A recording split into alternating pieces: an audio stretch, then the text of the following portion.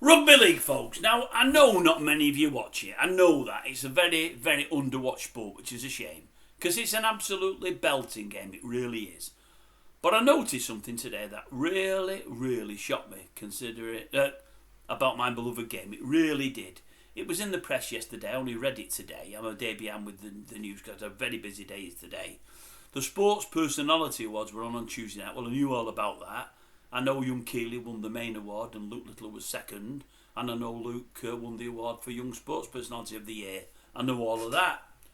But I've read today that Wigan, I'm calling Warriors, I don't like these new names, but Wigan Warriors, that's their official name, were voted Team of the Year throughout the whole of sport in Great Britain, which I thought was fantastic for Wigan. Alright, they might be the sworn enemy, the old pie eaters, but I thought it was fantastic. Number one, because the sport's brilliant, but number two, because really, and it kills me to say it, they deserved it. They did a clean sweep. They beat the best in Australia. We've got 3 comps going on in Great Britain, and they won all 3. So, a fantastic year, it really was. I see Matty Peat, the coach there, was on for Coach of the Year. How we never got it was beyond me, but it's probably because it's rugby league. I think Wigan winning Team of the Year, I think it's the first time in about 18 or 20 years anyone from the sport has done it. There's many years it should be done. I've said in the past, not on here, but talking to others, they always have a Team of the Year throughout the world. And there's been many, many years the Australian rugby league team should have got it. I mean, they're an amazing team most years. They're just unbelievable in their game. They're fantastic. Some of the teams in the 70s and 80s were untouchable. They should have won it year after year. They hardly ever got even considered for it.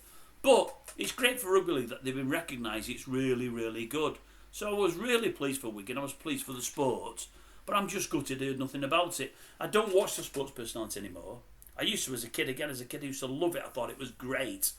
But I like many of the personalities in it and many that were nominated. And I agree with most of the winners.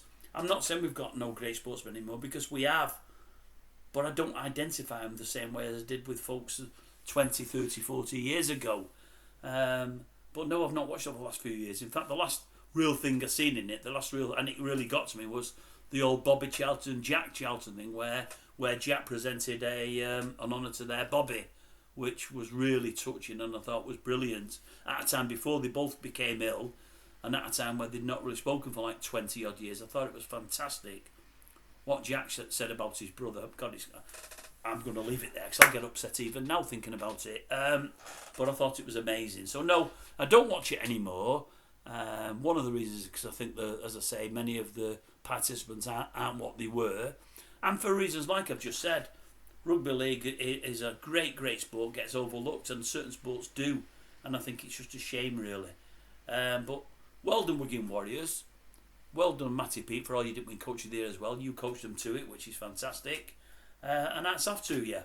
And it's great for rugby league. It's about time it's recognised. But I'm just disappointed I'm not really hearing it on the TV or reading it in the press, because there'd been nothing about it on the TV. All they mentioned was Luke Littler and the young runner there from Wigan / Lee and Miss Hodgkinson.